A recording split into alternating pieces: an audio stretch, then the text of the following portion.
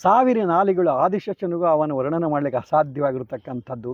ಸಾಗರದೊಳಗೆ ನೀರು ಎಷ್ಟದಾವಂತ ಯಾರು ಕೇಳಿದ್ರೆ ಹೆಂಗೆ ಹೇಳಲಿಕ್ಕೆ ಅಸಾಧ್ಯವೋ, ಗಗನದಲ್ಲಿ ನಕ್ಷತ್ರಗಳು ಎಷ್ಟದಾವಂತ ಹೇಳಲಿಕ್ಕೆ ಅಸಾಧ್ಯವೋ, ಹಂಗೆ ಗುರುವಿನ ಲೀಲಾಗ ಹೇಳಲಿಕ್ಕೆ ಅಸಾಧ್ಯವಾಗಿರ್ತಕ್ಕಂಥದ್ದು. ಆ ಪರಮಾತ್ಮನ ಲೀಲೆ ಗುರುಲೀಲೆಯನ್ನು ಹೇಳೋದು ಬಹಳ ಕಷ್ಟ. ಆದರೂ ಕೂಡ ನೀವು ಕೇಳಿರೋ ತಂದಾಗ ಒಂದು ಮಾತು ಹೇಳ್ತೀನಿ ನಾನು.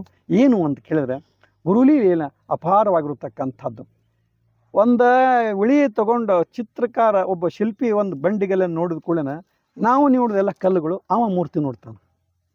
ಅವ ಮೂರ್ತಿ ನೋಡಿದ ಮೇಲೆ ಏನು ಮಾಡ್ತಾನೆ ಅಂತಂದ್ರೆ, ಉಳಿ ತೊಗೊಂಡು ಬೇಡಾದ ಪದಾರ್ಥಗಳೆಲ್ಲ ಕೆತ್ತಿ ಒಗಿತಾನೆ.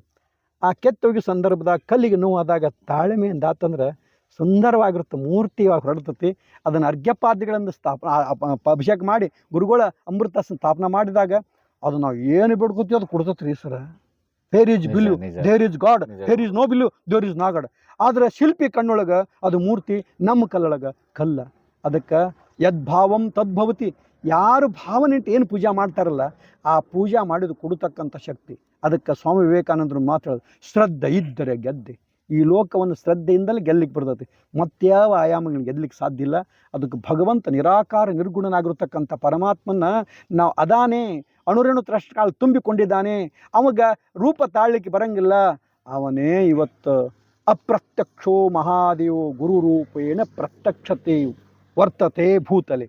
ಭೂತಲದ ಮ್ಯಾಗ ಆ ನಿರಾಕಾರ ನಿರ್ಗುಣನಾಗಿರ್ತಕ್ಕಂಥ ಪರಮಾತ್ಮ ನೋಡ್ಬೇಕಂತ ಆಶೆ ಆತಂತ. ಅವಾಗ ನೋಡ್ಬೇಕಾಗಿರ್ತಕ್ಕಂಥ ಸಂದರ್ಭದೊಳಗೆ ಗುರುವಾಗಿ ಭೂಮಿಗಿಳಿದಂತ 33 ಕೋಟಿ ಗುರುವಿಗೆ ದೇವತೆಗಳು ಏನಂತಂದ್ರೆ, 33 ಕೋಟಿ ದೇವತೆಗಳಿಗೆಲ್ಲ ಶಸ್ತ್ರ ಅದಾವ.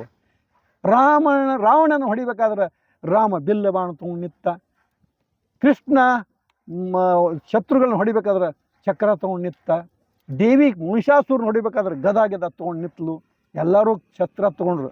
ಆವಾಗ ಲೋಕ ಕಲ್ಯಾಣ ಮಾಡೋದು ಸಾಧ್ಯ ಆಗಲಿಲ್ಲ ಪರಮಾತ್ಮನಿಗೆ. ಏನು ಮಾಡಬೇಕು ಅಂತಂದಾಗ ತನ್ನ ಮುಖದಿಂದ ಐದು ಮುಖದಿಂದ ಸದ್ಯೋಜಾತ ವಾಮದೇವ ಅಘರ್ ತತ್ವ ಶಿಶಾನ ಮುಖದಿಂದ ಕರೆದವ್ರನ್ನ ಗಣಾಚಾರ್ಯರನ್ನು, ಗಣಾಧಿಪತಿಗಳನ್ನು, ಏನರು 33 ಕೋಟಿ ದೇವತೆಗಳ ಶಸ್ತ್ರಾಸ್ತ್ರ ಲೋಕ ಕಲ್ಯಾಣ ಆಗ್ತಾ ಇಲ್ಲ, ನೀವೇನ್ರೆ ಕಲ್ಯಾಣ ಮಾಡ್ಲಿಕ್ಕೆ ಸಾಧ್ಯತೆಯೇ ಅಂತ ಕೇಳಿದಾಗ, ನಿನ್ನ ಅಪ್ಪಣೆ ಆದರೆ ಕಲ್ಯಾಣ ಮಾಡಬಹುದು, ಮಾಡ್ಲಿಕ್ಕೆ ಪ್ರಯತ್ನ ಮಾಡ್ತೀವಿ ಪರಮಾತ್ಮ ಅಂತ ಹೇಳಿದ್ರು ಅವರು. ಹಾಗಾದರೆ ಪಂಚಪೀಠಾಧೀಶರು ಲಿಂಗೋದ್ಭವರಾಗಿ ಈ ಕೊಲ್ಲಿಪಾಕಿ ತ್ರಿಲಿಂಗ ದೇಶ ತರ ಕೊಲ್ಲಿಪಾಕಿ ಹೋಗಿ ಆ ಲಿಂಗೋದ್ಭವರಾಗಿರ್ತಕ್ಕ ರೇಣುಕರು ಹೋಗಿ ಅಗಸ್ತ್ಯನಂತಿರ್ತಕ್ಕಂಥ ಮಹಾಮಹಿಮರಿಗೆ, ವಿಭೀಷಣಂತವ್ರಿಗೆ, ವಿಕ್ರಮಾದಿತ್ಯನಿಗೆ ಏನು ಮಾಡಿದ್ರು ಅಂದ್ರೆ ಶಸ್ತ್ರ ತೊಗೊಂಡು ಹೊಡಿಲ್ಲ, ಶಾಸ್ತ್ರ ತೊಗೊಂಡು ಬಂದರು. ಶಾಸ್ತ್ರದಿಂದ ದುರ್ಗುಣಗಳನ್ನು ಹೊಡೆದು ಸಜ್ಜನರನ್ನು ಮಾಡಿ ಪರಿವರ್ತನೆಯನ್ನೇ ಮಾಡಿರು. 33 ಕೋಟಿ ದೇವತೆಗಳ ಆಗಲಾರದ ಕೆಲಸ ಒಬ್ಬ ಸದ್ಗುರುನಾಥ ಮಾಡದಾನೆ ಶಾಸ್ತ್ರದಿಂದ ಅನ್ನತಕ್ಕಂಥ ಈ ಮಾತನ್ನು ಹೇಳಬಲ್ಲೆ.